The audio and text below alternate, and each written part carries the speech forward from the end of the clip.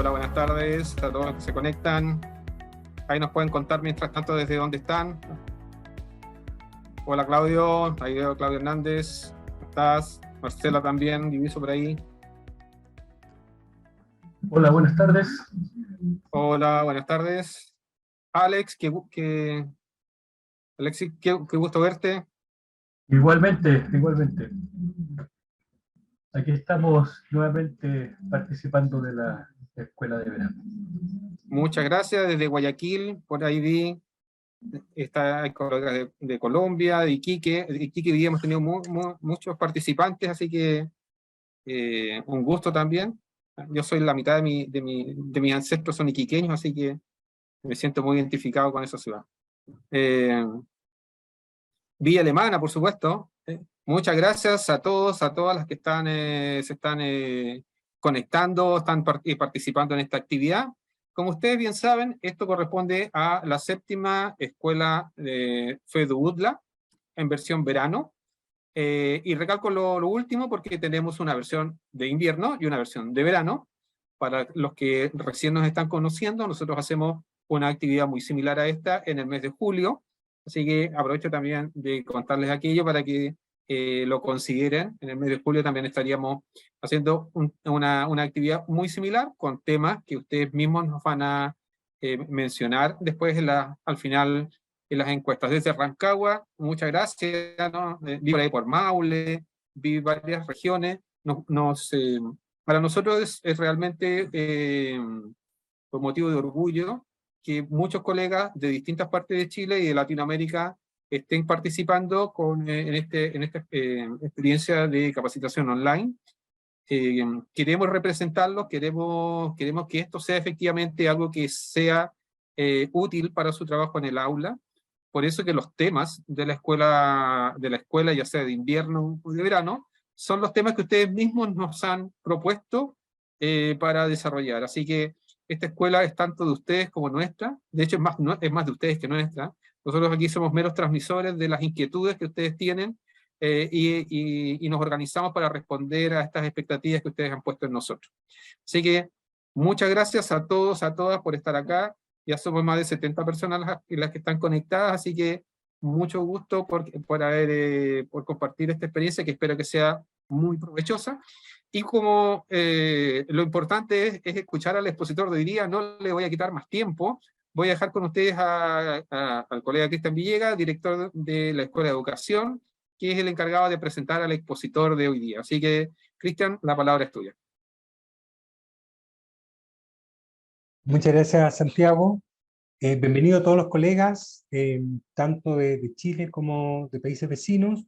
Agradecidos también de la presencia de Juan Alejandro, que hoy día está desde España, va a realizar este webinar. Y les comento un poco de académico Juan Alejandro. Juan Alejandro es licenciado en Educación y profesor de Filosofía de la Universidad Católica Silva Enríquez. Además, él cuenta con un diplomado de Introducción al Derecho Internacional de los Derechos Humanos de la Universidad de Chile. Es diplomado también en Innovación Didáctica para la Docencia. Es máster en entornos de enseñanza y aprendizaje mediados por tecnologías digitales de la Universidad de Barcelona. Y actualmente es becario ANIT en el doctorado de Ciencias de la Educación en la Universidad de Granada, España, donde está actualmente realizando esta webinar.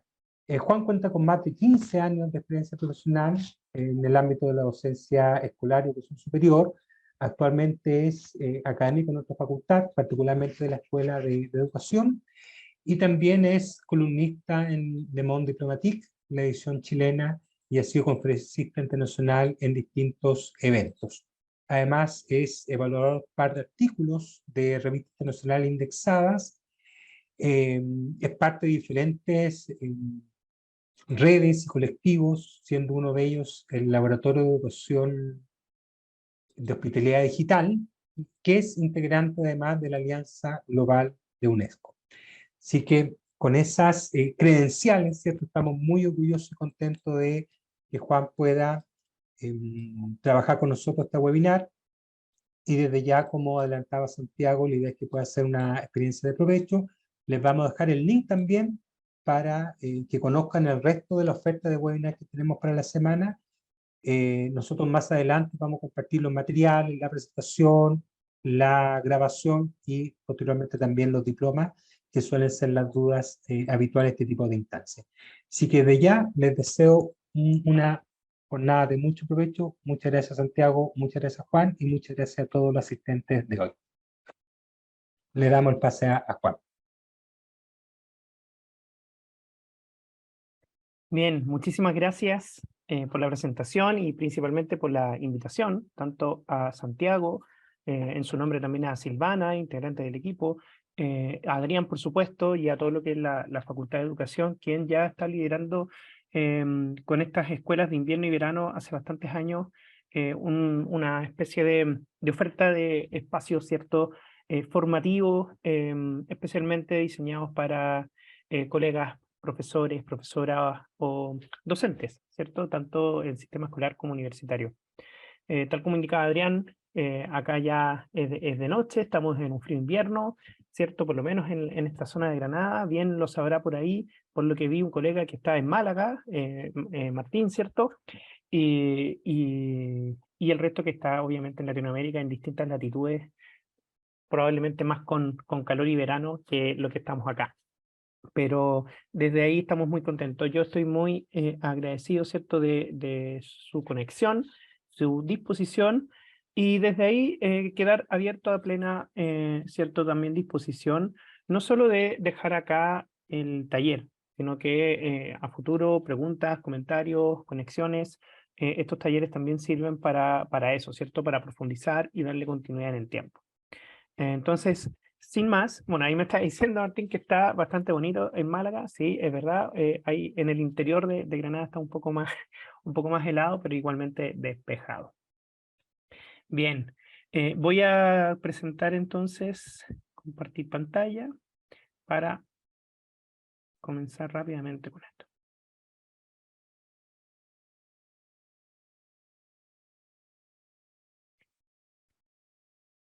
Acá está cierto, el título con el cual se ha denominado este taller, y el cual lleva por título Aprendizaje basado en proyecto y Flipped Classroom o aula invertida, ¿cierto?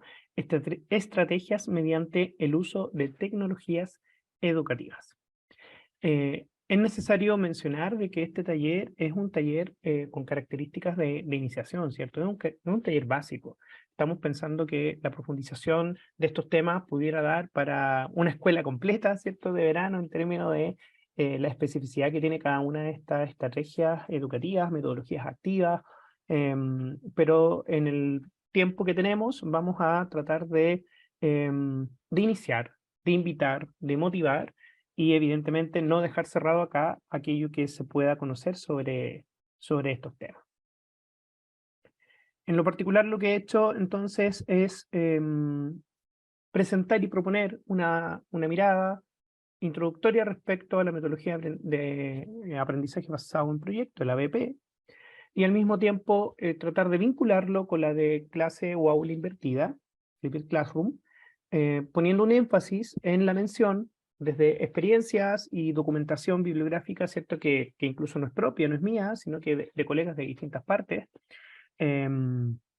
respecto a qué tecnologías también son las que se han puesto en práctica, ¿cierto? Hay un ejemplo incluso al final práctico respecto de quien ha elaborado de algún modo, mediante el uso de tecnología, algún tipo de proceso formativo haciendo uso de estas otras dos metodologías.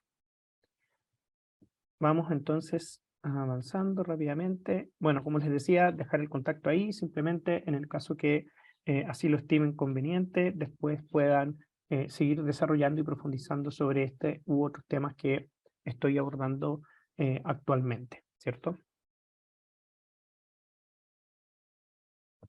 Cuando hablamos de metodologías activas, solemos mostrar, ¿cierto?, quienes hemos presentado respecto a estos aspectos, imágenes similares a estas. Pueden ser las mismas, pueden ser otras, pero la intencionalidad siempre va a ser, ¿cierto?, muy parecida.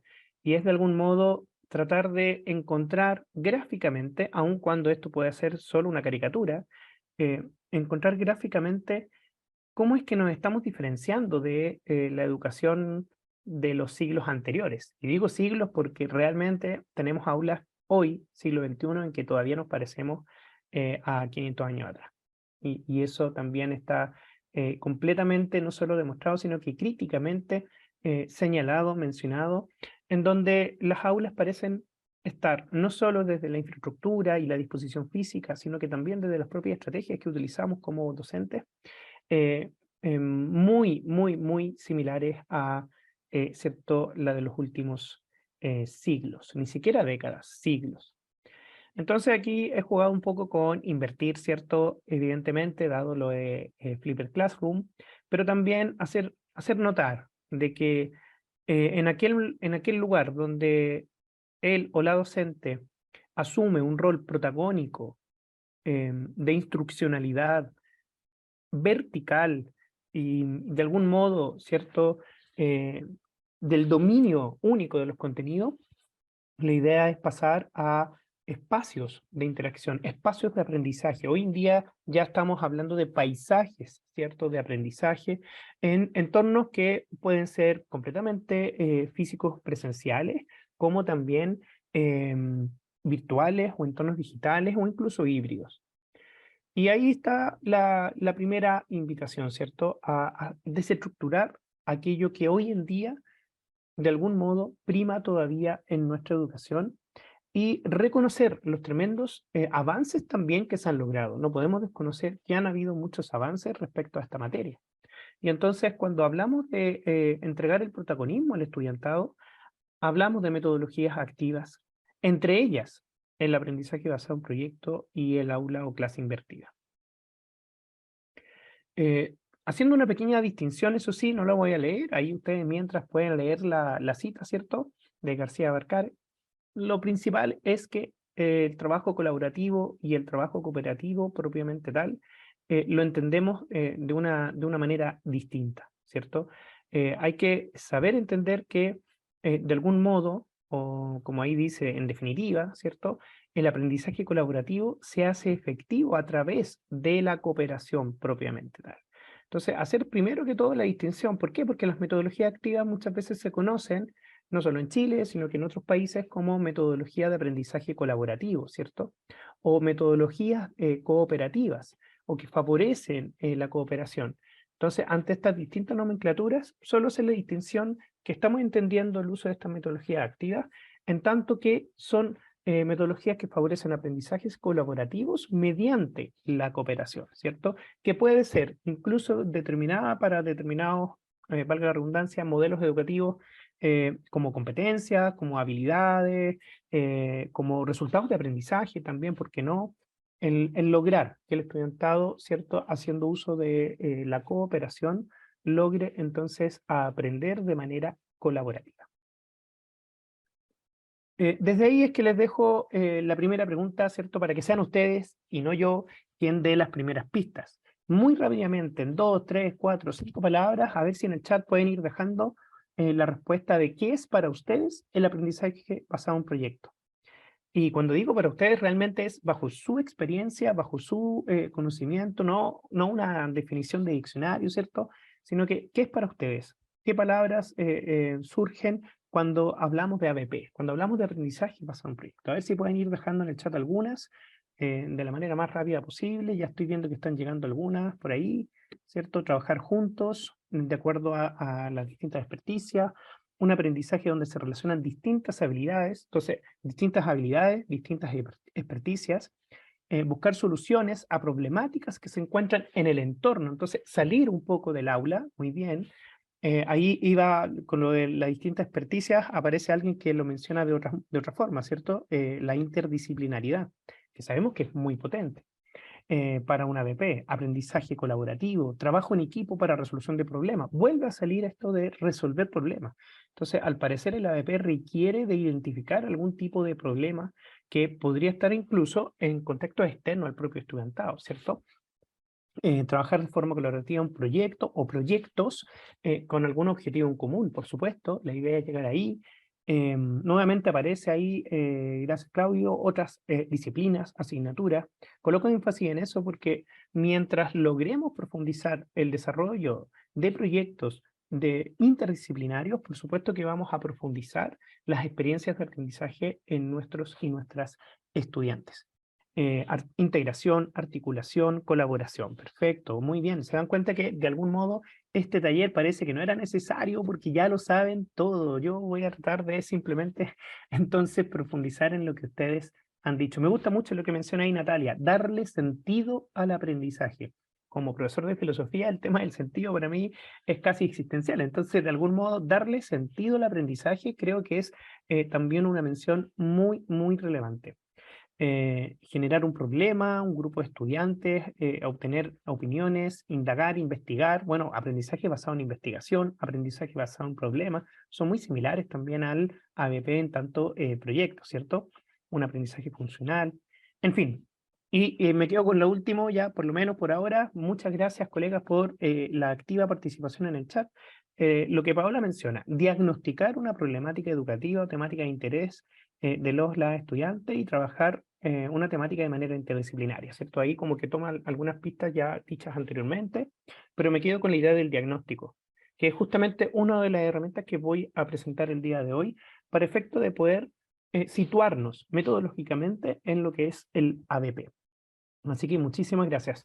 Tenemos bastante conocimiento al respecto entonces. Tenemos probablemente muchos o muchas de ustedes experiencias en torno a este tema y, por qué no decirlo, experticia, ¿cierto? Entonces, desde ahí es que les invito a que ante cualquier duda, pregunta, como ya hicieron mención, las digan, por supuesto, las vamos a desarrollar al final, pero las pueden ir dejando en el chat sin ningún problema y las vamos después recuperando, ¿cierto? Entonces, dicho eso, evidentemente yo no voy a tener ninguna definición. Sabía que ustedes iban a presentar, ¿cierto? Los acercamientos, las aproximaciones más claras respecto a lo que entienden por ABP. Solo les quiero mostrar este video, ¿cierto? Y ahí le pido a Santiago y a Adrián, que los tengo aquí en la mira, que con el dedito me hagan nomás para no abrir micrófono, si se escucha bien cuando le dé el play. Esta es una recuperación de testimonios de los estudiantes, ¿cierto? Los y las estudiantes diciendo qué sentido les hizo la realización de ABP en su escuela. Vamos a ver.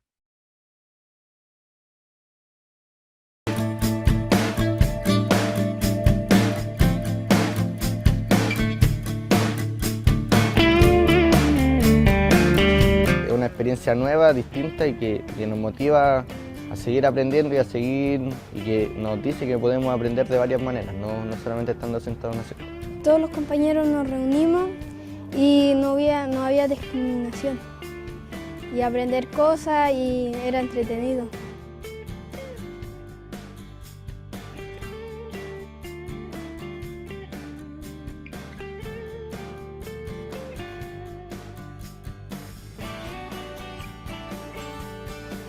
Que no tuviera miedo porque no es nada malo y igual le serviría muchísimo a la escuela.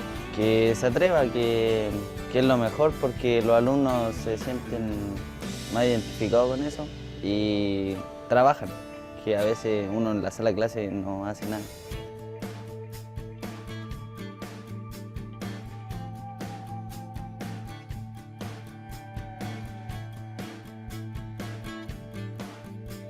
Que no tuviera miedo y que hiciera un proyecto porque es entretenido y también ellos aprenden cosas de nosotros.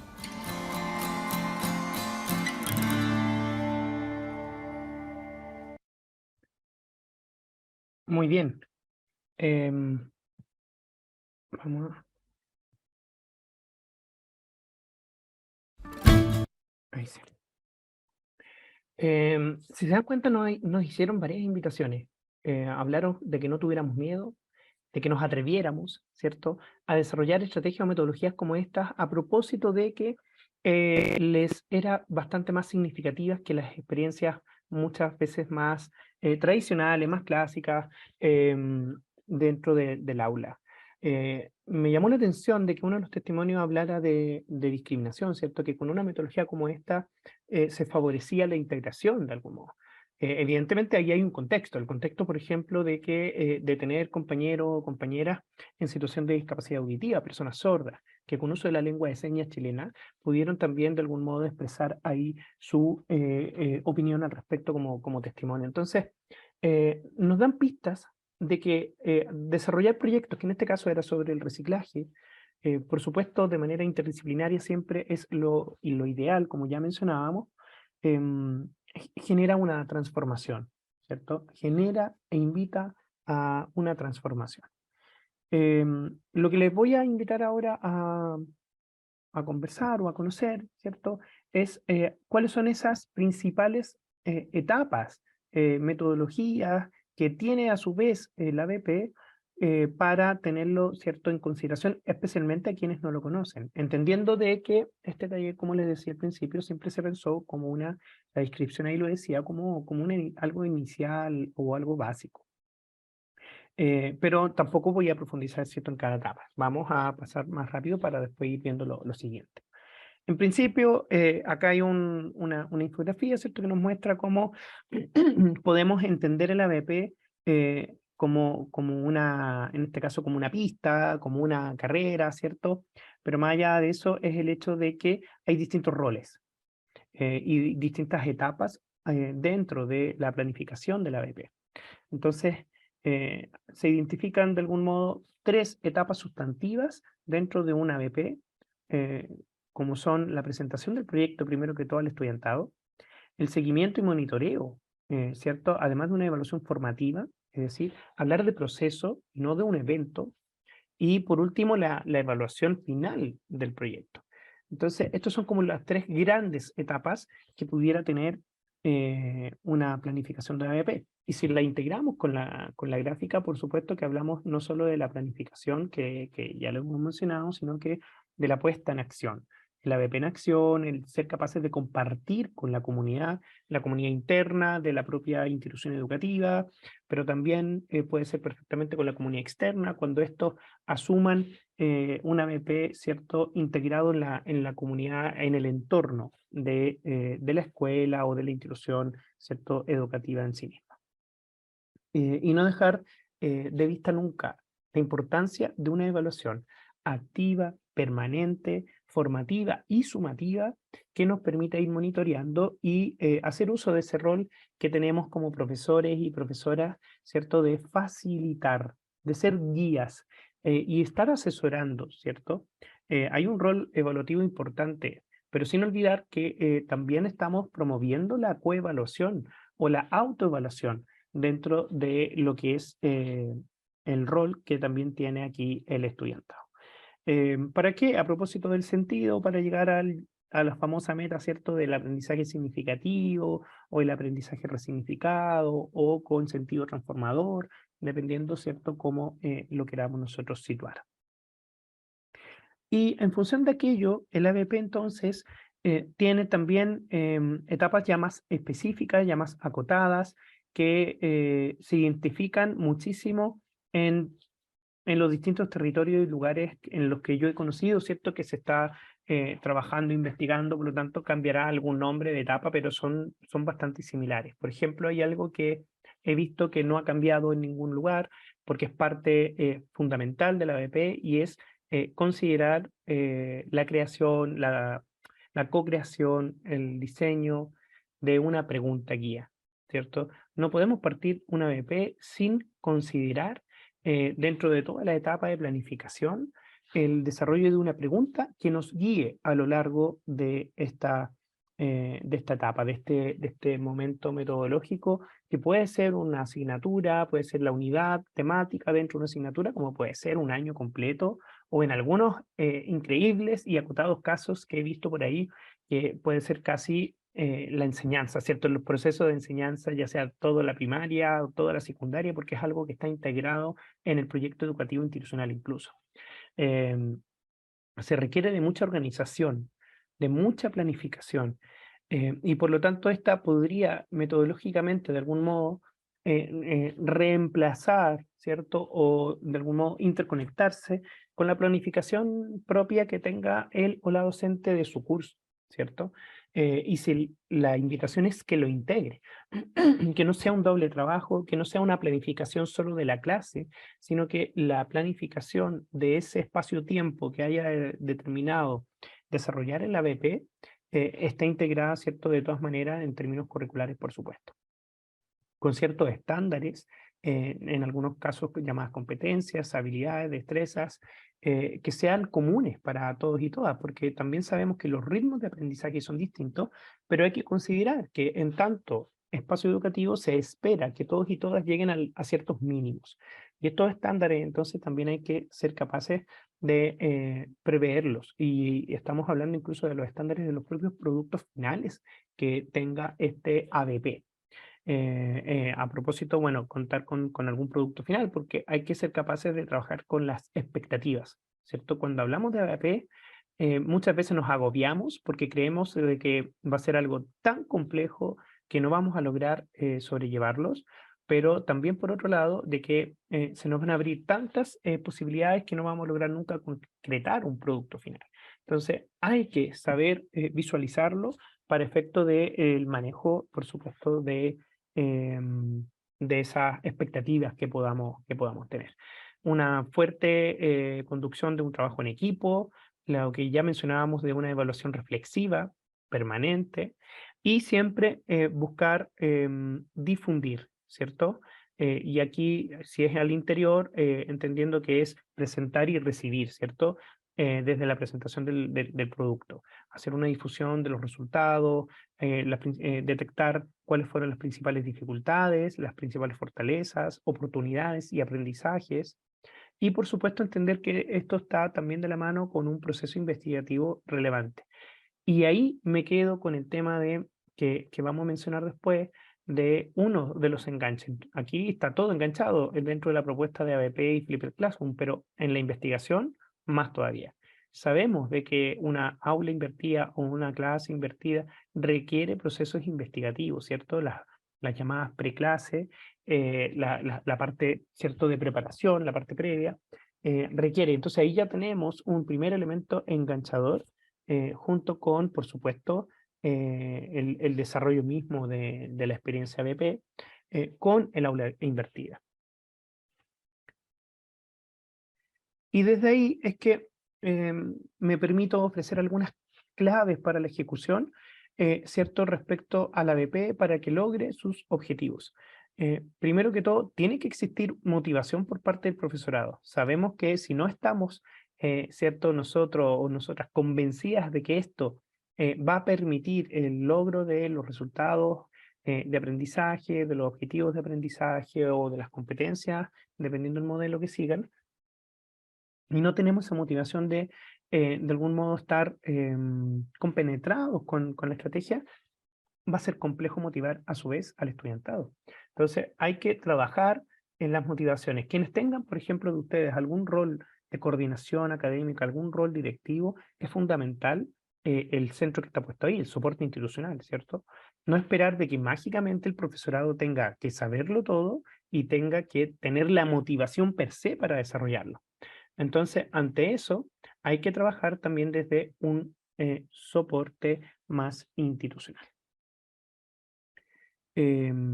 Como mencionaba por ahí, también el tema del manejo de las expectativas, redes de apoyo, por supuesto que la motivación del propio conjunto de estudiantes y esta planificación interdisciplinar. Ustedes ya lo dijeron todo, estaba puesto en el chat, es cosa de revisar y se van a encontrar con que es muy similar, ¿cierto?, a lo que estamos mencionando acá.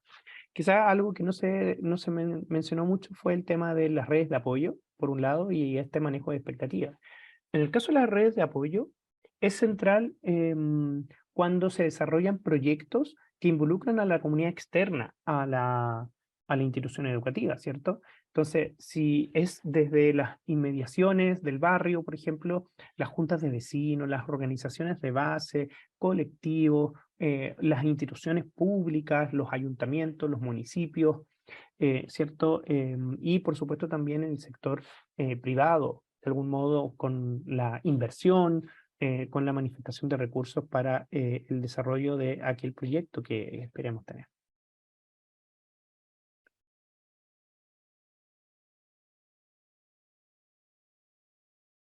Y aquí es donde quisiera detener un poquito más la mirada antes de pasar a esta relación con aula invertida, y es justamente en que de todas las etapas sabemos que hay material interminable en la web respecto a lo que es.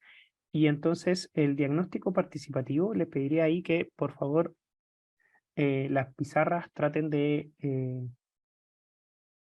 no utilizarla en este momento.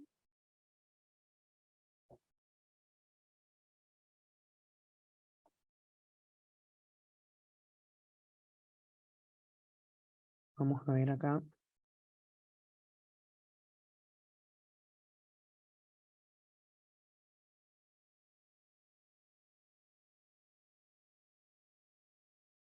Si puede el colega borrar, ¿cierto?, lo que escribió en la pizarra, sería ideal.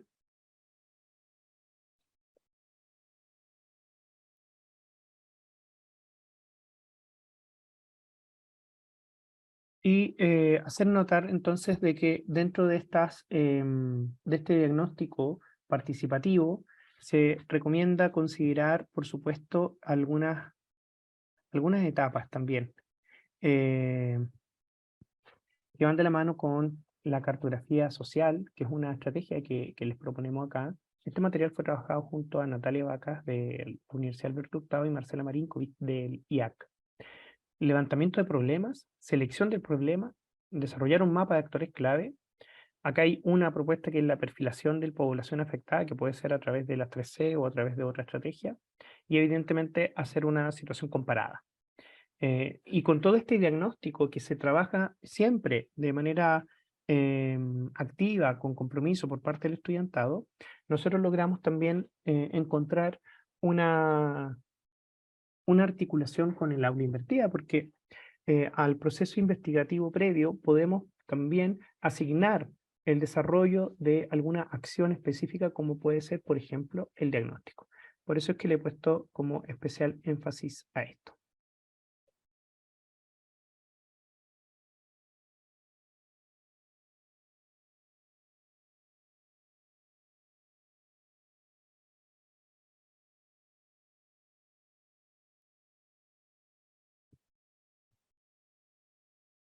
Vamos avanzando. En la idea de este diagnóstico que se propone, se habla de cartografía social en tanto que la idea es poder construir, ¿cierto? Desde los distintos saberes y experiencias y vivencias, aquello que estamos hablando como territorio, tanto si fuera algo interno como si fuera algo externo. Por supuesto que al hablar de cartografía social podemos entender también las áreas circundantes a la institución educativa, pero incluso esto se podría hacer, ¿cierto?, solo al interior.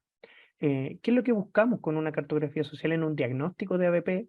Buscamos que el grupo de estudiantes logre reconocer, ¿cierto?, conocer en algunos casos con quiénes se está vinculando, ¿cierto? ¿Cuál es esa población de algún modo objetiva del proyecto que se pueda estar desarrollando? Entonces, ahí tenemos herramientas y ahí llegamos al uso de las tecnologías también, como la geolocalización, ¿cierto? Saber identificar dónde nos situamos, dónde nos encontramos, y desde el Google Maps, como cualquier otro tipo de aplicación que nos permita hacer geolocalización, ¿cierto? En un mismo Padlet, podemos utilizar herramientas tecnológicas para este aspecto.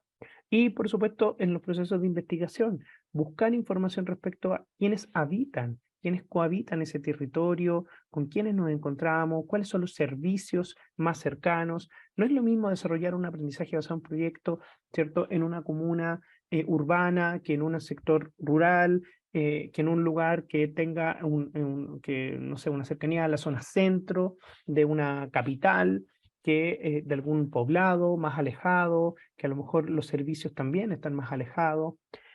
O incluso los contextos muchas veces asociados a los ámbitos de seguridad o de bienes a los cuales pueden acceder las personas, ¿cierto? Entonces, se invita a que se desarrolle entonces una cartografía social para conocer con mayor detalles con quiénes estamos trabajando, para quiénes estamos pensando aquello.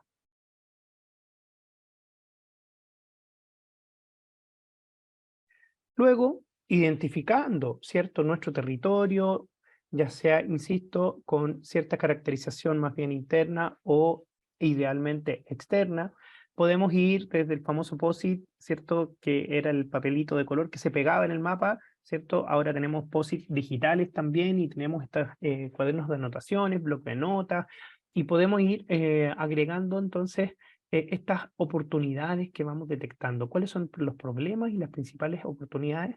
Y con esto ya estamos haciendo un primer levantamiento que después nos va a servir para la definición, ¿cierto?, de esa pregunta guía.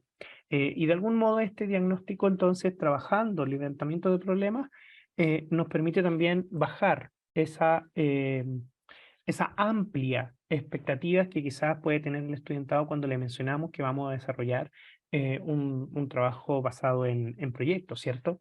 Entonces hay que ir identificando dentro del diagnóstico cuáles son esos problemas, pero también las oportunidades.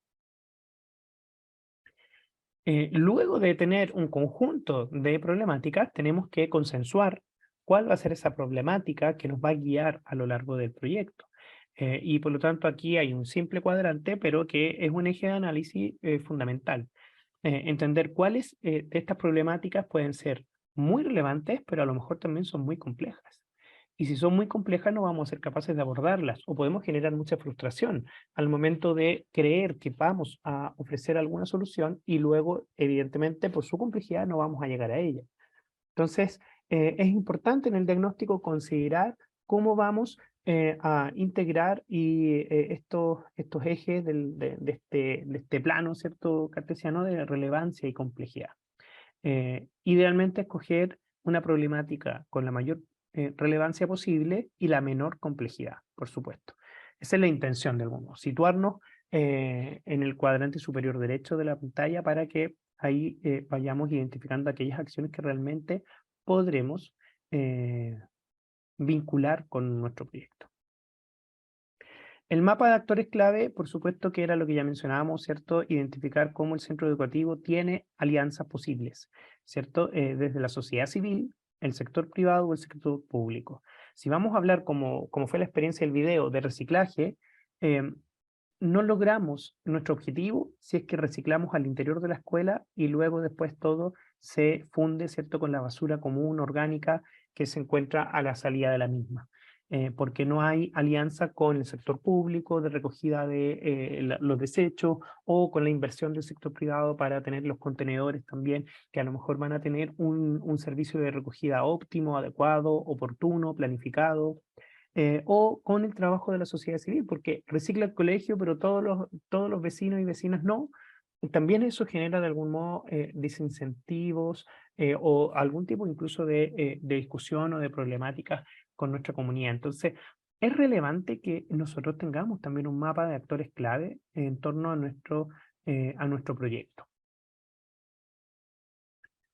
Y acá, bueno, esta es una estrategia entre muchas posibles, la llamada 3C, en tanto cabeza, cuerpo, corazón, es decir, lograr perfilar casi de algún modo una definición de con quiénes estamos trabajando. ¿Quiénes? Responder a la pregunta de quiénes son con quienes estamos desarrollando este proyecto, si es al interior, bueno, nuestro propio grupo curso, la escuela o la institución de educación superior, o si es con la comunidad, evidentemente, bueno, cómo está pensado el territorio, cómo son las personas beneficiadas, si son personas mayores, si son niños, niñas, adolescentes, jóvenes, con quiénes estamos trabajando, ¿cierto? Y acá lo que se hace es responder a las 3C en tanto con cuáles son esas principales disposiciones del pensamiento de las personas en términos de sus propios cierto conocimiento, qué es aquello que conocen, todos los aspectos cognitivos, cuáles son esas posibilidades de desarrollo, ¿cierto? Que van de la mano con personas más informadas, mejor informadas, entonces van a poder recibir de mejor forma e interactuar de mejor forma con nuestro proyecto. Si no, vamos a tener que considerarlo en función de asignar alguna etapa de inducción con quienes estamos trabajando. En términos de cuerpo es como esas capacidades o ese saber, ¿cierto? Ya no del conocer, sino que del hacer. De algún modo estamos entrando también aquí como con el informe de Lors, el saber hacer, ¿qué es aquello que logra de algún modo poner como posibilidad de desarrollo este público objetivo de nuestro proyecto, para poder definir también roles, es decir, generar interacción, favorecer las autonomías, y así vamos identificando con quienes estamos trabajando. Y esto no necesariamente se hace de manera individual. Ahí en el ejemplo está de manera individual quizás, pero la idea es perfilar al conjunto de la población. No es que esto haya que hacerlo uno por uno, ¿cierto? Es una idea. Y corazón en función de cuáles son justamente esos sentires, esas sensaciones que acompañan, por ejemplo, que la problemática sea relevante. ¿Por qué la problemática es relevante? Quizás porque hay una afección detrás, ¿cierto? En el tema del reciclaje, para seguir la pista del video que vimos, probablemente porque hay gente que siente que está interactuando en un entorno sucio, en un entorno que a lo mejor tampoco es cuidadoso del medio ambiente. Y ante esos conocimientos en torno a lo que es el cuidado del medio ambiente, también están los sentires de decepción, frustración, tristeza, rabia, y por lo tanto está también la disposición de hacer cosas para resolver esos elementos. Entonces, cabeza, cuerpo, corazón, las 3C, es una estrategia que funciona bastante bien, y desde ahí es que nos permitimos, ¿cierto?, recomendar. Luego nos vamos ya terminando lo que es esta parte del diagnóstico, ¿cierto? Entonces, con lo anterior, definición del ámbito a trabajar. Y puede ser esa pregunta guía, la pregunta problematizadora, el problema a, de algún modo, enfrentar, solucionar, resolver, o solamente proponer, ¿cierto? De algún modo, por medio de estas sencillas preguntas, del qué, ¿cierto? Escogiendo justamente cuáles son esos temas, los ámbitos. Aquí podemos también ya identificar la interdisciplinariedad de nuestra experiencia y de nuestro proyecto, quiénes pueden volverse o hacerse parte, ¿cierto?, del mismo, cómo no podemos trabajar las expectativas, ¿cierto?, y bajarlas a la realidad si no sabemos que vamos a ser realmente capaces de contar con los recursos y con los medios necesarios para el desarrollo del proyecto.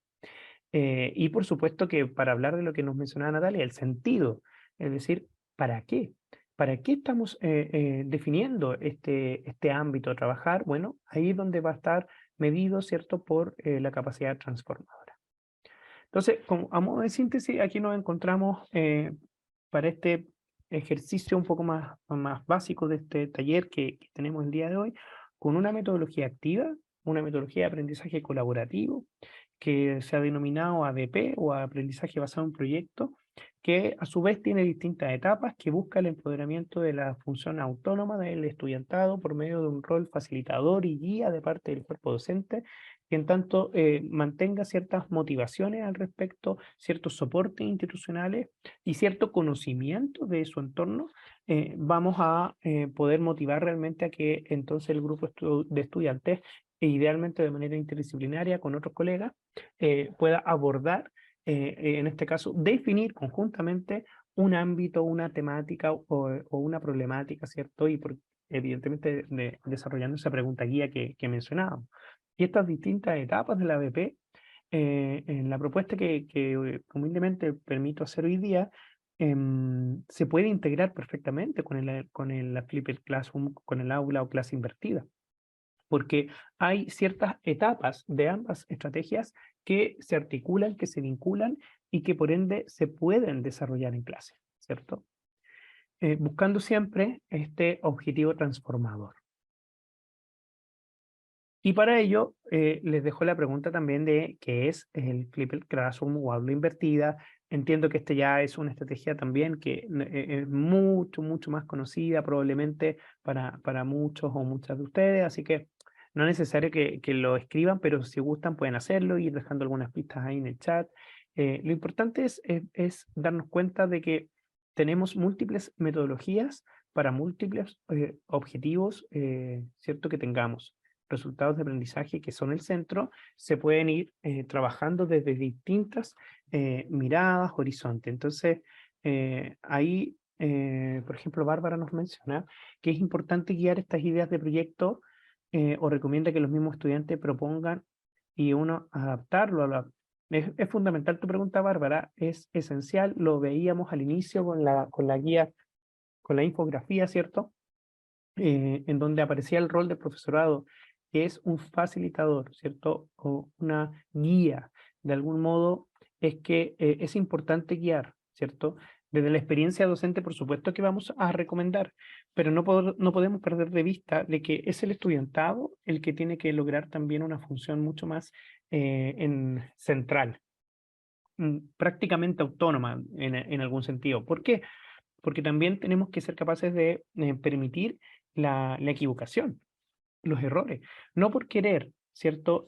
Programar una clase que resulte según las expectativas de uno o de una como docente, vamos a evitar de que se generen incluso, ¿por qué no?, errores y equivocaciones que sabemos que son parte del propio proceso de aprendizaje. Entonces, la idea es que de los aprendizajes esperados, resultados de aprendizaje, desarrollo, competencias según el modelo educativo en el cual nos circunscribamos, entendamos de que evidentemente es plausible desarrollar una ADP. Eso sí es una definición de quien ejerce como docente. Anticiparse a que ciertos contenidos, ciertos resultados de aprendizaje pueden trabajarse bajo la metodología. Pero al momento de presentarle a su grupo de estudiantes esta estrategia y esta metodología, deja de ser su propio proyecto, deja de ser su propia idea y tiene que ser capaz de motivar a una participación de inicio a fin de parte del estudiantado. Entonces, ahí hay un desafío central de esta metodología. Y si lo vinculamos con la clase invertida, es exactamente igual.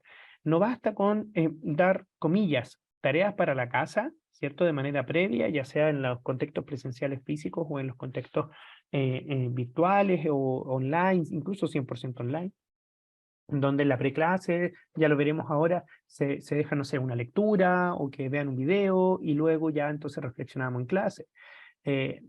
El tema no es solamente eso, sino que cómo logramos empoderar desde la metodología al rol del estudiantado, ¿cierto? Como en un rol activo.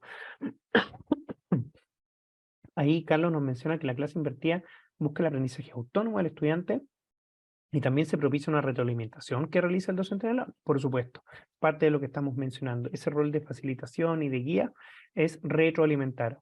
Es un fundamento clave hoy en día, ¿cierto? Especialmente en los modelos más híbridos, pero en todo lo que es la evaluación formativa en general. Déjenme que voy a tomar agüita.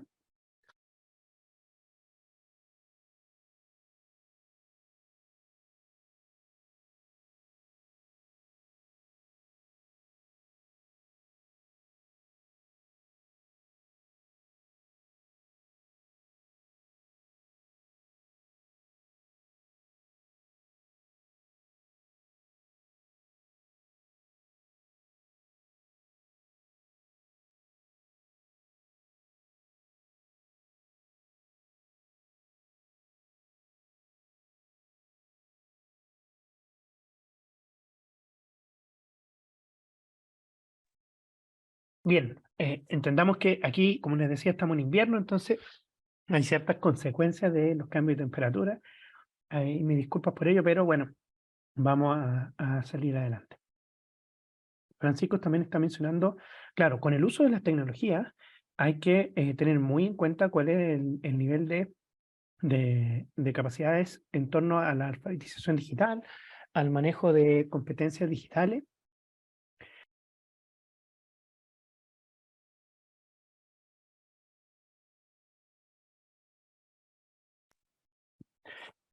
Porque si vamos a hacer uso de tecnologías para apoyarnos en estas metodologías, entonces, claro, necesitamos estar en condiciones de dominar ciertos aspectos de estas competencias. Por ejemplo, se habla por ahí que le incomoda, ¿cierto?, dar por garantizado estrategias o metodologías que el contexto socioeconómico no lo permite. Claro, yo justamente una de las cosas que investigo son las brechas digitales, y dentro de las brechas digitales están distintos determinantes sociales, entre ellas los socioeconómicos. Así que muy bien, María Angélica, ahí se aprende haciendo y no memorizando. Los apoyos del equipo administrativo o el uso de las competencias digitales también ahí. Y me parece muy bien todo lo que están ahí presentando, ¿cierto? Desde entender que esto es una mirada más innovadora y también cuáles son las dificultades que esto tiene. Hay barreras, sabemos de que no es fácil integrar metodologías activas en los procesos educativos en los cuales nos encontramos. Y ahí aparecen preguntas como, ¿podemos tener un grupo de 100 estudiantes en una aula invertida, cierto? Porque, ¿cómo lo hacemos para retroalimentar, para atender? Es muy buena pregunta, Francisco. Ahí lo podemos conversar entonces al cierre. ¿Y es posible desarrollar en todo caso esta articulación? Sí, es posible en la medida que logremos desarrollar una muy buena planificación. ¿Por qué? Porque aquí a través de un material en el cual me gusta mucho basarme, está muy clarito en lo que es por lo menos Contextos con Chile, de un grupo de colegas de la Universidad de La Serena, que recogen también a su vez material de otras investigaciones y de otras revisiones bibliográficas. Tenemos que entender que la clase invertida, ¿cierto? Tiene cierta caracterización también, en algunos casos aquí la han llamado los 4 pilares, por lo tanto entender que hay entornos flexibles, que hay una cultura del aprendizaje, que hay un contenido intencional y que hay educadores que le llaman profesionales, ¿cierto? En tanto los roles de planificación, implementación, supervisión y retroalimentación permanente. ¿Se imaginan un aprendizaje basado en proyecto sin tener entornos flexibles? Sin tener los contenidos estos intencionales que decíamos, los resultados o los objetivos de aprendizaje, que no haya una cultura del aprendizaje o que no tengamos esta misma capacidad de planificación. Si bien es cierto, se identifican como pilares del aprendizaje, o sea, del aula invertida, están muy de la mano con las de la ABP también. Entonces, acá la idea, como menciona Priscila, ¿cierto?, es que en la clase invertida se tenga como objetivo que el estudiante pueda gestionar su aprendizaje interactuando con cierto material, que es audiovisual en muchos casos también. Pudiera no ser solo audiovisual, por supuesto, pero sí es colaborativo. Y ahí tenemos ya enganches nuevamente con el ABP. Entonces, entendiendo cómo el aula invertida tiene estos pilares y tiene estas clasificaciones o caracterizaciones, es que logramos conocer cuáles son los beneficios de un aula invertida antes de la clase, durante la clase y posteriores a la clase. En el caso del aprendizaje basado en proyecto, como entendemos de que evidentemente tenemos que evitar estas tareas, ¿cierto?, a la casa, como las que se hacían en nuestras épocas en donde nosotros estudiábamos, estamos hablando especialmente del durante. En el ABP, especialmente del durante. Pero evidentemente sabemos que hay ciertos elementos planificadores, los mismos diagnósticos, que probablemente nos impliquen algunos tipos de acciones que si lo hacemos mediante la aula invertida, especialmente en el uso de tecnología, con procesos formativos híbridos o también incluso online propiamente tal, entonces se asumen roles de autonomía mayor en el grupo de estudiantes. Las acciones que en plena cuarentena de la pandemia o que hoy en día se mantienen en instituciones educativas que están pensadas de manera online, ¿cierto? En donde desde los 100% online hay que generar el antes, el durante y lo posterior, o sea, porque el durante es el proceso completo. Entonces, ante eso es que el ABP también debe integrarse en esta misma línea de desarrollo. Acá se logra en ambas metodologías que el estudiantado aprenda bajo su propio ritmo, ¿cierto? Que pueda acceder a un material de manera permanente, no es esperar a que el profesor o la profesora le entregue ciertos contenidos. Y la idea es que esto vaya motivando por medio de sus mismos recursos audiovisuales o lecturas, ¿cierto?, expeditas que favorezcan justamente la motivación, como lo que se hace en este aspecto de la parte previa de la clase. Ahí decía por ahí Cristian, yo traté de hacer eso en clase, pero los alumnos decían que no se les podía enviar tareas para la casa y reclamaron. Bueno, de algún modo, el aula invertida yo la he podido desarrollar sin mayor dificultad durante las clases, ¿cierto? Sin hacer envío alguno de tarea para la clase, para la casa. Incluso me estoy refiriendo a experiencias de clases online. No de estas 100% online, asíncronas, sino que de ciertas videollamadas como esta, que se repiten semana a semana, Y esto es tanto en el caso de experiencia de posgrado, incluso con magíster, inclusive, en el sentido de que durante la sesión uno tiene que ceder su espacio también. Es evidente que no puede asumir el rol protagónico durante toda la clase. Eso quedará para las conferencias, para los webinars, para muchas veces aspectos de ese tipo, pero cuando hablamos de clases, incluso las online, Cristian, la idea es que uno pueda ceder esos espacios. Entonces uno perfectamente puede ceder un tiempo de la clase presencial, física, ¿cierto?, en el aula, como en las online, para el desarrollo de lo que podría entenderse como el antes, ¿cierto?, que termina siendo el durante cronológicamente, pero es anterior a la ejecución de una acción, que en el caso de la articulación con el aprendizaje basado en proyecto puede ser justamente la parte del diagnóstico, la parte de búsqueda de información, los aspectos más investigativos, y eso darles un rol, ¿cierto?, durante la clase, sin enviar para la casa, ¿cierto? Entonces, es posible desarrollar, Cristian, estas metodologías, ¿cierto?, sin tener que enviar tarea para la casa. Ojo con eso, que es muy común hoy en día esa dificultad y esas preguntas que surgen. Bien, voy a acelerar un poquito el ritmo porque ya estamos, ¿cierto?, en el tiempo cercano para ya dar pie a las preguntas, y estoy viendo que el chat está muy activo, así que ahí podemos retomar comentarios o preguntas ya realizadas, más las que ustedes puedan agregar, ¿cierto?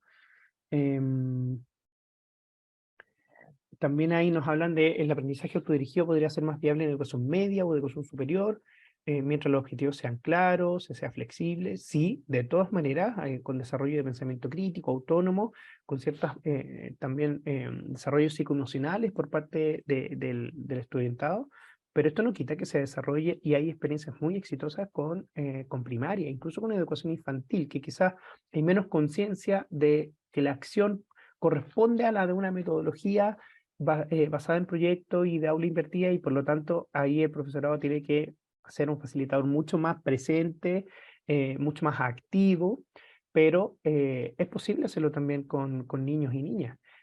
Hay que justamente centrarse en lo mismo que en los más grandes, en que los objetivos sean claros y que la estrategia sea flexible. Poder adaptarse a esas diversidades, por supuesto. Acá un colega que dijo que se iba a conectar, pero no sé, no estoy viendo ahí el listado de participantes. David Prandi, que si bien es cierto no hizo esta tabla, ¿cierto?, pero sí la ha difundido con algún material de reflexión interesante que les dejo ahí también. Después van a tener acceso, ¿cierto?, también a estos enlaces en torno a cómo el aula invertida, Flipped Classroom, también tiene, ¿cierto?, una base, de algún modo, en ciertas estructuras ya reconocidas, ¿cierto? El Team Based Learning, por ejemplo, donde la preparación es esa preclase o el inicio de una clase, si es que lo hacemos de manera síncrona o presencial, físico-presencial, donde se estudian conceptos básicos, donde se otorga un tiempo para un estudio independiente, pero en grupo, por ejemplo, de manera colaborativa, a propósito de la articulación con el ABP, y luego donde se puede ir trabajando, ¿cierto?, en algunos problemas más simples, ir detectando las fases de conocimiento que se tenga iniciales, con algún test individual, pero también grupal, para ir ya empezando a clarificar los roles de tutoría que vamos a desarrollar en torno a esto. Y luego esta aplicación propiamente tal de los ejercicios en función de esos aprendizajes previos, que en la articulación con el ABP es el proyecto mismo. Por lo tanto, ya no es 1 o 4 horas, como se sugiere acá, en clases más reducidas y acotadas, sino que estamos hablando muchas veces de meses en donde se aplican, ¿cierto?, estos ejercicios en la estructura del aula invertida, pero con el aprendizaje basado en proyecto inclusive. Y lo más relevante, por supuesto, es hacer una revisión posterior, siempre también anterior, de manera permanente con las actividades evaluativas formativas, pero hacer una evaluación de pares, hacer una coevaluación, procesos de autoevaluación, y para eso también hay bastante material de rúbricas que pueden encontrar, ¿cierto?, en torno a estos temas. Y ya para ir finalizando, mencionarles que, o sea, tecnologías tenemos de sobra, ya lo saben ustedes más que yo, en el uso diario que podemos encontrar. Ahí se logró en el material que les estaba recomendando y que también les voy a hacer llegar, ¿cierto?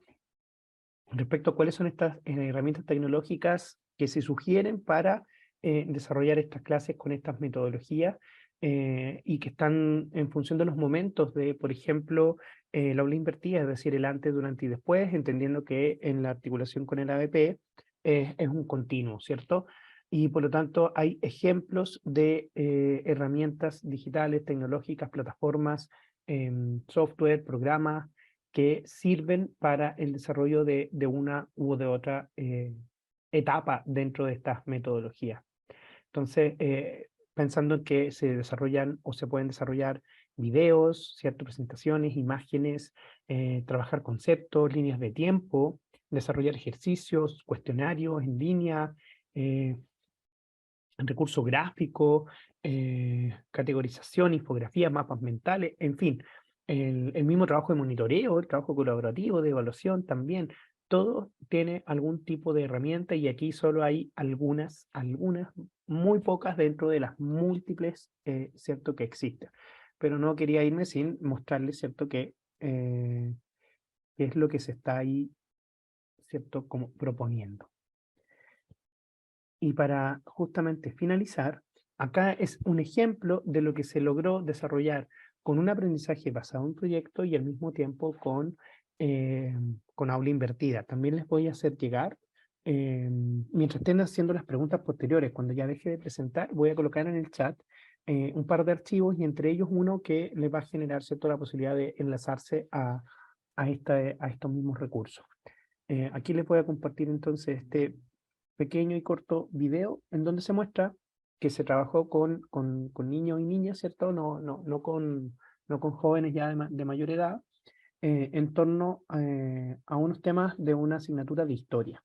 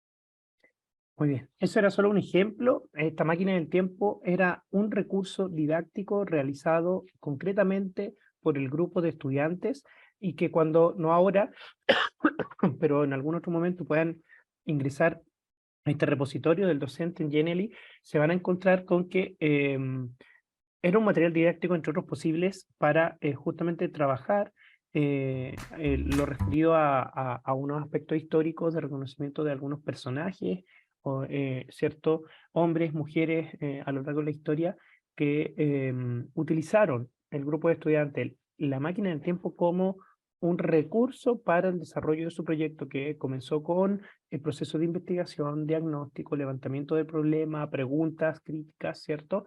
Y luego ya la acción misma que utilizaron presentaciones con uso de tecnología, en donde en el Genially ahí van a poder ver a qué me refiero, ¿cierto?, con aquello. Entonces, ya estamos llegando al cierre del día de hoy y por lo tanto voy a dejar de compartir pantalla para que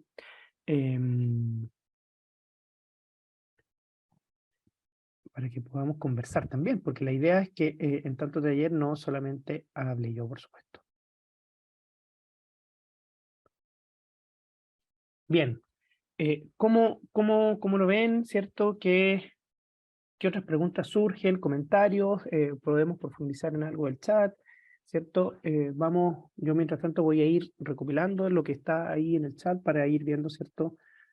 Cuáles son las principales preguntas, pero también pudieran surgir en este momento algunas de ellas. Desde ahí yo agradezco enormemente la disposición y la participación activa en el chat, y veamos si es que ahora lo concretamos, además liberando micrófono y pudiendo conversar un poquito sobre esto.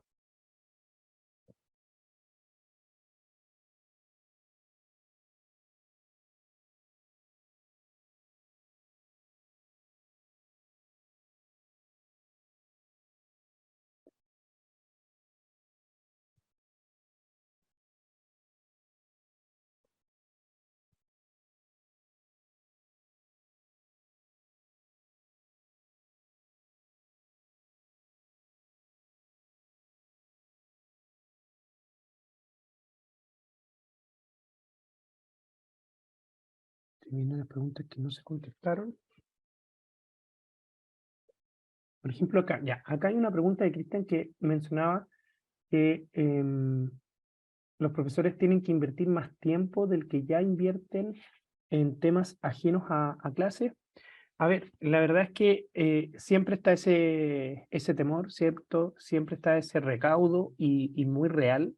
Sabemos quienes somos profesores y profesoras que los tiempos que invertimos muchas veces, especialmente en los contextos escolares y en países como, por ejemplo, Chile, ¿cierto? Donde la alta carga de clases, ¿cierto? En relación a no sé, pues a nuestros contratos, nuestros tiempos de contrato, nos deja bastante, ¿cierto? Poco tiempo para la planificación, pero más allá de esa situación específica, la inversión del tiempo que implica desarrollar estas metodologías, por supuesto que hay que sumar algún tipo de capacitación, inducción, formación previa, sí, que pudiera ser un tiempo extra, pero para la planificación no necesariamente. Una vez que se domina la metodología activa, se utiliza mucho más tiempo del que ya se utiliza para planificar nuestro año, ¿cierto? Académico, nuestro año lectivo. Lo importante es, en la medida de que tengamos una planificación clara y flexible, entonces vamos a poder hacer uso del tiempo síncrono o del tiempo, ¿cierto?, en clase con el estudiantado. Y eso va a favorecer mucho también el trabajo de que el cuerpo docente no se agobie con un uso de su tiempo libre también.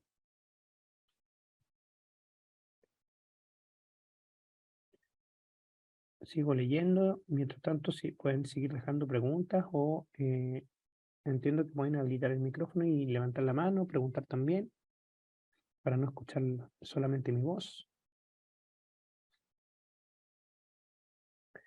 Esteban menciona que este método es un apoyo para las escuelas rurales, donde los docentes vienen por días, generan la articulación del aprendizaje y generan el trabajo colaborativo, tanto para la evaluación docente como para la mejora en la forma de adquisición. Mira, muy interesante esa mirada. Otra de las determinantes sociales que trabajamos en esta investigación en torno a la brecha digital que les mencionaba. Claro, efectivamente hay situaciones en los contextos rurales que son muy distintos a los urbanos. Y en estas condiciones muchas veces hay un trabajo que se tiene que desarrollar no en el día a día, sino que también en ese trabajo incluso de desarrollo más autónomo, previo, de algún modo. Entonces, es interesante cómo haces esa relación con el mundo rural. Y Esteban, veo que levantaste la mano, así que si quieres profundizar. Buenas tardes, colegas. Soy en este momento el UTP de una escuela básica rural, en la cual somos tridocentes, una educadora de párvulo y 2 profesores de básica de tiempo completo, más profesores de asignaturas que van durante la semana, la profesora de educación física, el profesor de música, la profesora de inglés y entre otros profesores de ciencia y tecnología que tenemos, que van a hacer asignaturas específicas en los 3 cursos. Hemos generado ABPs para poder sincronizar nuestra planificación, porque tener cursos combinados, cursos multigrados, en los cuales tenemos una manera de plasmar el currículum distinto a una evaluación tradicional de un curso. Entonces, a veces tenemos que plasmar 4 cursos, trabajar a través de también lo que nos da el MESE rural, podemos anclar este proceso a través de una ABP, buscar una problemática externa, pasamos ciencia a través de los huertos, a través de la compostera, a través de la vermicultura, vamos trabajando los procesos de las plantas, vamos trabajando el lenguaje, un taller de teatro, una radio rural, y así fuimos generando uno que otro espacio de sincronización de los aprendizajes con los docentes, porque no tenemos los espacios para poder planificar todos juntos. Como van en distintos días, teníamos que buscar una manera, y la ABP fue una forma de bajar la carga horaria, pero ¿qué tuve que hacer yo como docente? Porque igual genera un tiempo. Como UTP tuvimos que eliminar en sí la planificación anual, solamente homologarla por un seguimiento curricular anual y un seguimiento de los estándares de aprendizaje. ¿Ya? Porque como trabajamos con aprendizaje en espiral, entonces tuvimos que hacer un cambio. Para poder generar estos ABP, tuvimos que también eliminar esta planificación anual gigante y solamente trabajar en lo que yo necesitaba, que era ver dónde va cada uno y cuál es el escenario que nos presenta cada docente y cada asignatura.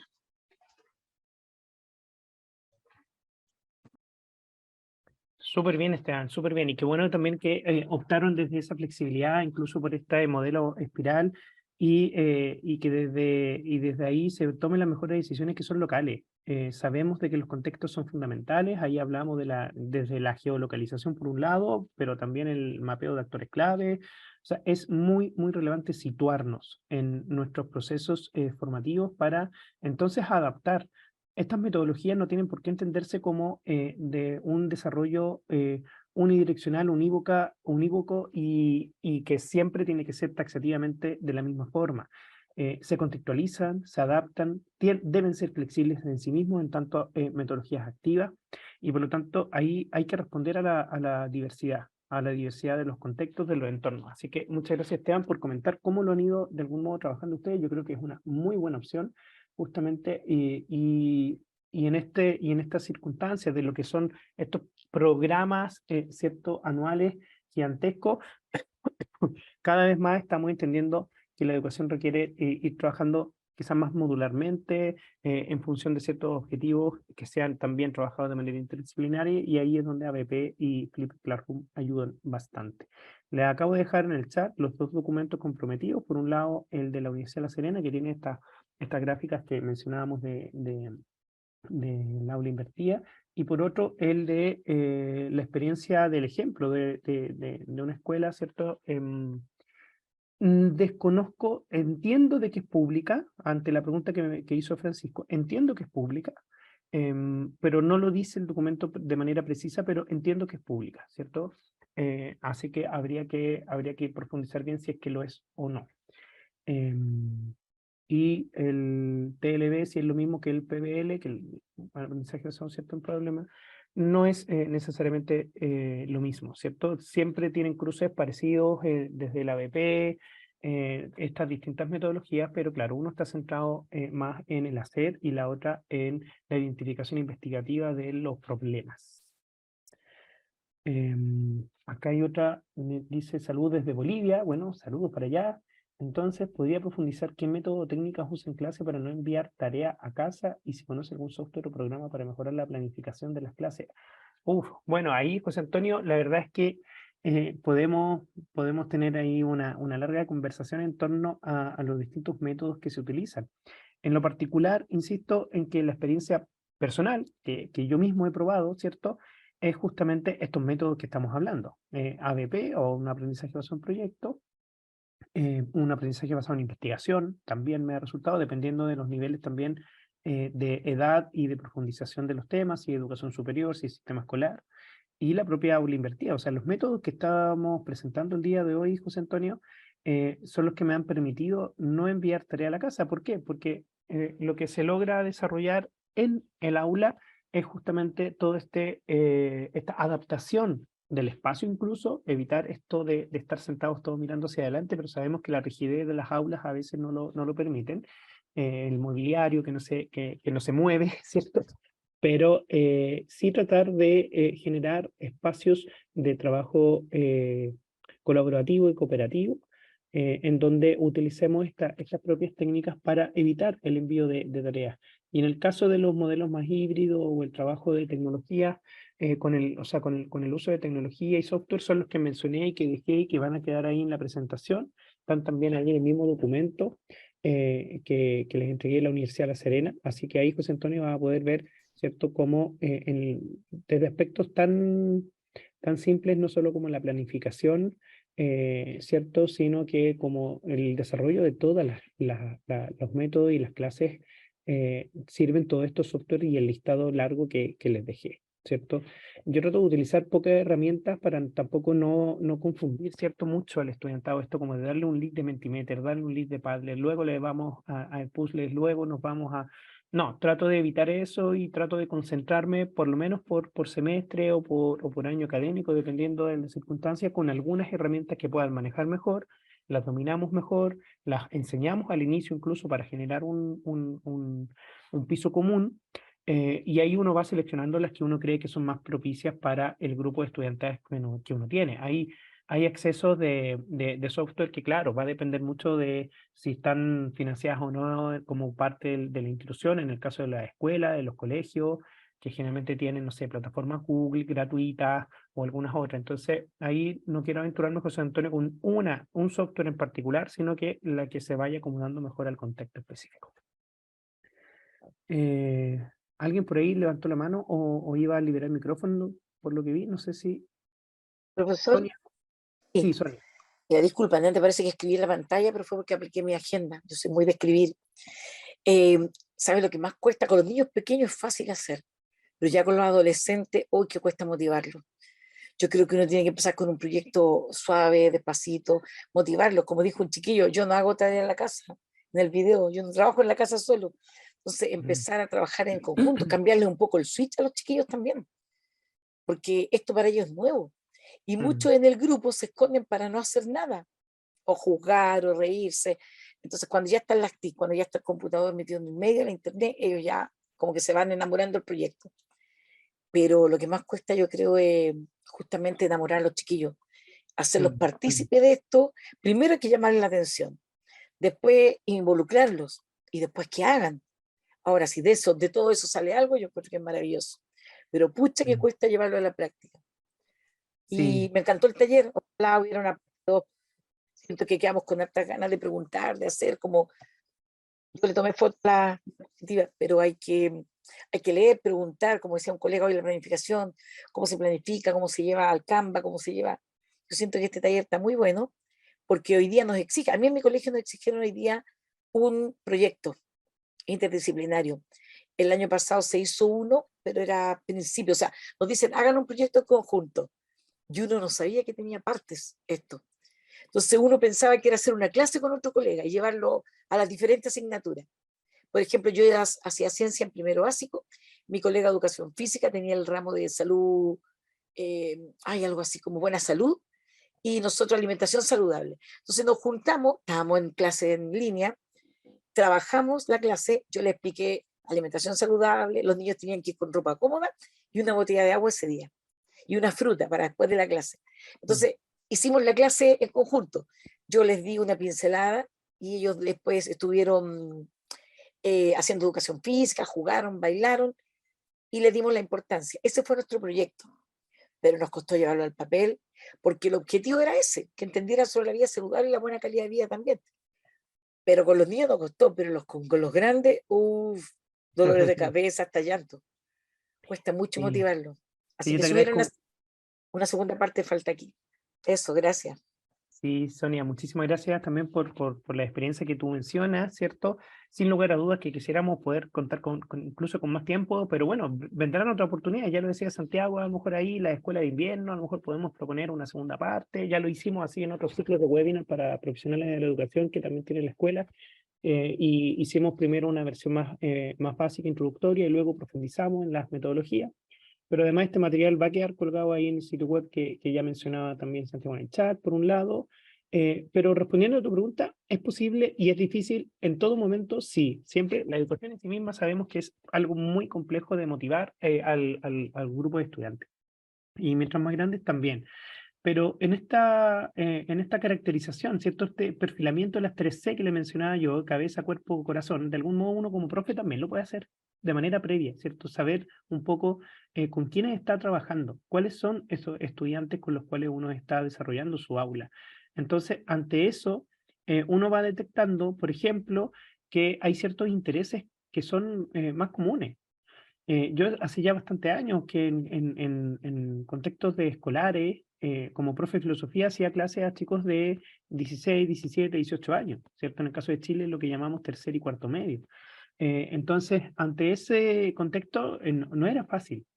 Y ya usábamos tecnología con el uso de blog, con el uso de revistas digitales que desarrollábamos durante el año, y con música, por ejemplo, música y cine. También uno no es que se vuelva experto en esos temas, uno no tiene que ser ni cinéfilo ni experto en música, pero al hacerlos parte, de algún modo, ellos terminan también liderando ciertas propuestas que vayan de común acuerdo con sus propios intereses. Entonces, yo creo que la mayor invitación desde mi experiencia es a la flexibilidad docente dentro de estas dificultades que uno tiene, saber entonces, de algún modo, escuchar cuáles son esos intereses que sí tienen y desde los cuales nosotros podemos retomar, ¿cierto? Esta conducción, esta facilitación del proceso de enseñanza-aprendizaje. De las últimas preguntas que estoy viendo, ¿cuánto tiempo dura en promedio una ABP? Mencionaba, bueno, es que la ABP, o sea, no puede ser trabajado por menos de 1 o 2 meses si es que estamos hablando de un proceso en sistema escolar, ¿cierto? 1 o 2 unidades temáticas. Si me preguntan a mí, escenario ideal, que dure todo lo que dure este proceso, ¿cierto? O el semestre completo, o incluso, ¿por qué no?, el año. Al ser interdisciplinario requiere muchas etapas, requiere muchas fases. Entonces ahí, ojo con el tema de los tiempos, y mientras más tiempo se le puede dedicar también de manera preferencial, ¿cierto?, el trabajo interdisciplinario. Ahí vi que se conectó David Prandi, así que David, ahí quedó también un enlace dentro de lo que tú recomendaste en LinkedIn, recuerdo, en torno a la Flipped Classroom, así que te agradezco y ahí te cité correspondentemente, por supuesto. Preguntan también, bueno, recomendación para generar grupo de trabajo, cantidad, características, considerar necesidades educativas especiales, por supuesto, o sea, los contextos de inclusión deben estar considerados permanentemente en todo tipo de metodologías que tengamos, y por supuesto que ahí para generar los apoyos necesarios, ¿cierto? Entender que todo estudiante tiene de algún modo u otro algún tipo de necesidad específica o alguna diversidad o directamente una situación de discapacidad que vamos a tener que desarrollar, trabajar y preparar, ¿cierto?, adecuadamente, y estas metodologías no tienen la diferencia. No tienen que ser grupos muy grandes porque se disuelven los roles, por supuesto, tienen que ser grupos un tanto más acotados, dependiendo de la cantidad de estudiantes que tengan en el aula.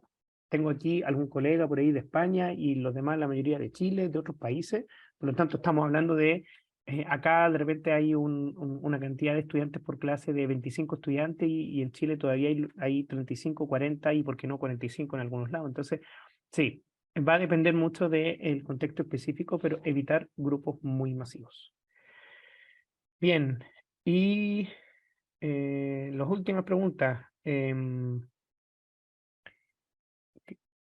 ¿Cómo podríamos relacionar esta estrategia con la espera de la escuela en relación a los resultados de las pruebas estandarizadas? Bueno, el tema de las pruebas estandarizadas es un tema en sí mismo, claro, podemos trabajar mucho sobre eso porque hay una exigencia al cuerpo docente en torno a las pruebas estandarizadas, que es el modo en que se termina evaluando, ¿cierto?, los distintos sistemas educativos en los distintos países del mundo.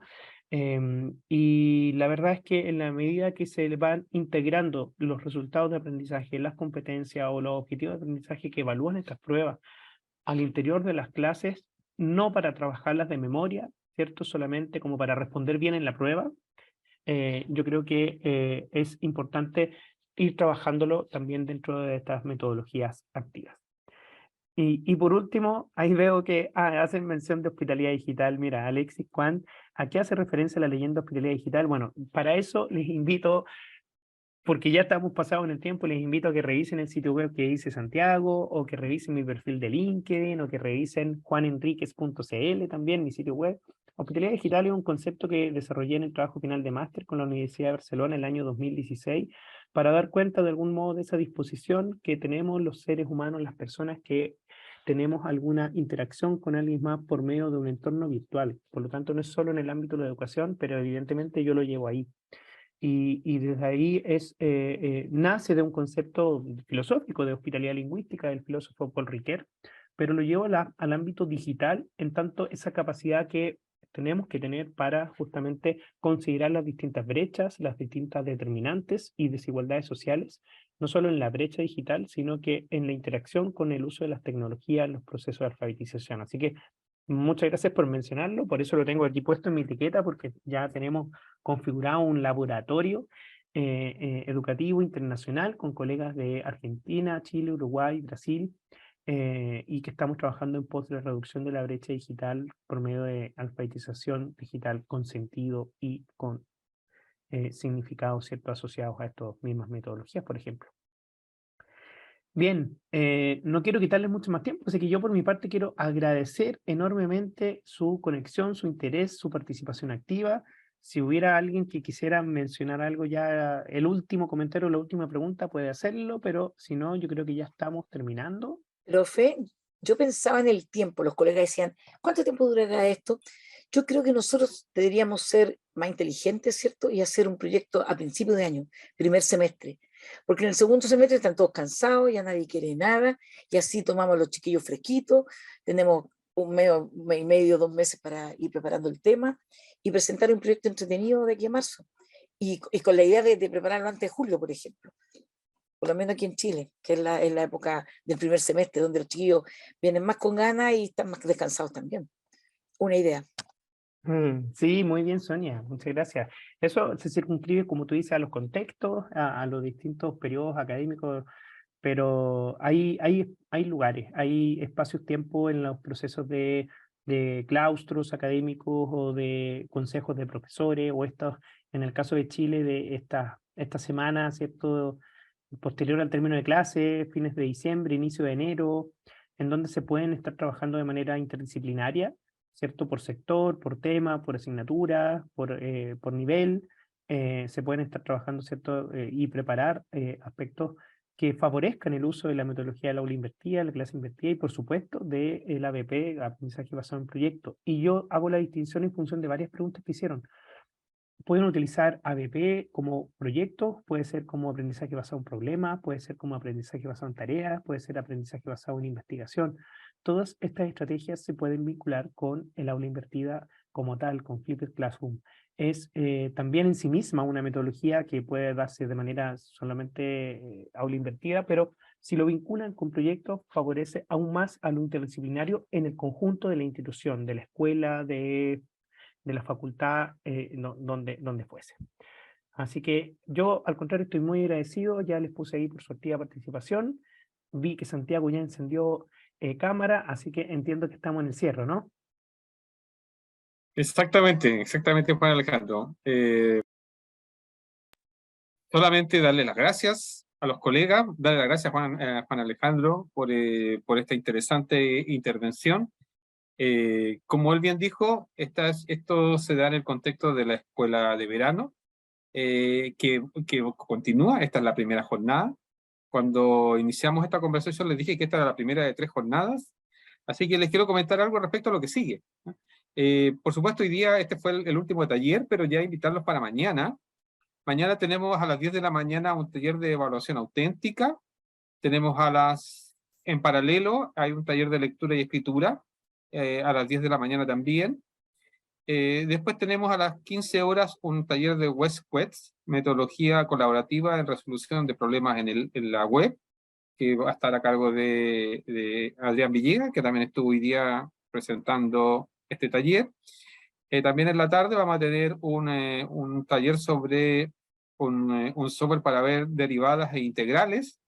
Ahí los profesores de matemática van a estar bastante interesados en aquello. A las 4 de la tarde tenemos un taller sobre sentir, jugar y aprender desde canciones y poemas. A las 5 de la tarde tenemos un taller sobre creación de recursos educativos inmersivos, que es un tema muy interesante. Ese taller también voy a estar yo presentándolo, porque en particular también es un tema que a mí me interesa, así que vamos a compartir esos intereses. Eso es lo que viene para mañana. Ustedes preguntarán, bueno, ¿dónde me inscribo? ¿Cómo puedo yo obtener más información de estos talleres? Les estoy dejando el link en el chat. Ahí está el link de la Escuela de Verano, que es el sitio. Y también me cuentan que a las 9 de la mañana, sí, muchas gracias Sonia, está el taller de educación inclusiva, que es un taller que tuvimos que reprogramar por un tema de uso horario. Nos pasó Juan Alejandro ahí un tema porque la colega que imparte el taller también está en España, ahí tuvimos un desfase con las horas, pero ya mañana lo corregimos. Así que a las 9 de la mañana partimos con el taller de inclusión educativa. Toda esa oferta, todo lo que yo les estoy comentando, está disponible en el sitio educación.cl, Escuela de Verano 2023, que es el link que les acabo de dejar en el chat. Así que dejarlos cordialmente invitados para mañana y esperar que también nos sigan con estos interesantes temas. Ahí ustedes pueden ver incluso la programación del viernes, que el viernes también tenemos un taller, y con ese que concluye estos 3 días de talleres. Muy bien, darles las gracias a todos por estar con nosotros, a los que nos siguen mucho tiempo, veo muchas caras conocidas, así que me alegra muchísimo verlos por acá, y a todos los que están recién integrándose y conociéndonos. Esta es una actividad que se realiza 2 veces al año, así que están, por supuesto, cordialmente invitados también a nuestra versión de invierno. Vamos entonces a dejar el taller hasta hoy día. Muchas gracias Juan Alejandro, muchas gracias a Adrián, que también lo vi por ahí, a los colegas que han estado con nosotros, Carolina Jaque por ahí también la vi, un gran saludo para ella, una gran colaboradora desde un centro de práctica, así que muchas gracias a ustedes, y nos vemos por supuesto mañana a las 9 de la mañana partimos, pero ustedes vieron que ya que todo el día hay actividades, ¿sí? Todos cordialmente invitados para aquí. Bien, Juan Alejandro, no sé si algunas palabras al cierre, una despedida, algo, y si no, cerramos. Sí, Santiago. No, muchas gracias a ti, Santiago, insisto, y al equipo organizador. Son instancias tremendamente beneficiosas y muy atingentes, digamos, al levantamiento de necesidades de parte del propio, tú lo dijiste, de los y las colegas que se conectaron. Entonces, eso, volver pertinente, humildemente haber aportado un granito de arena, lo agradezco mucho la oportunidad. Y la invitación, yo creo que la invitación más amplia que puedo hacer a propósito de los temas es al de poder motivarnos a flexibilizar los procesos educativos en los cuales estamos circunscritos, con los contextos en los cuales estamos y las posibilidades y barreras que tengamos también, porque sabemos de que día a día es vertiginoso los cambios y son muy dinámicos los cambios que está cierto, teniendo la educación, y las tecnologías, por ejemplo, en particular, siguen siendo una herramienta de apoyo, no nos olvidemos de eso, que están en el centro tanto el estudiantado como los objetivos de aprendizaje, los resultados, más allá que solamente los contenidos. Entonces, la tecnología son herramientas de apoyo, pero sí, nos apoyan bastante cuando las sabemos utilizar. Así que agradecer solamente a Santiago y quedar a plena disposición. Quedaron ahí los datos de contacto y cualquier cosa podemos ir profundizando. Yo encantado sigo participando de estas instancias. Bien, entonces nos vemos mañana. Recuerden que todo el material que están conociendo en la Escuela de Verano va a estar disponible después en el sitio Escuela Abierta, que es una página web donde nosotros publicamos todas las cosas. Mañana, durante el día, les vamos a estar mostrando cuál es el link en el que ustedes pueden descargar los materiales de la Escuela de Verano e invierno anteriores, que también están disponibles para ustedes. Así que solamente me resta decirles muchas gracias. Espero que hayamos cumplido sus expectativas respecto a estos temas, que no se cierran hoy día, por supuesto, y los esperamos mañana en la segunda jornada de Escuela de Verano 2023. Muchas gracias a todos y a todas. Hasta luego.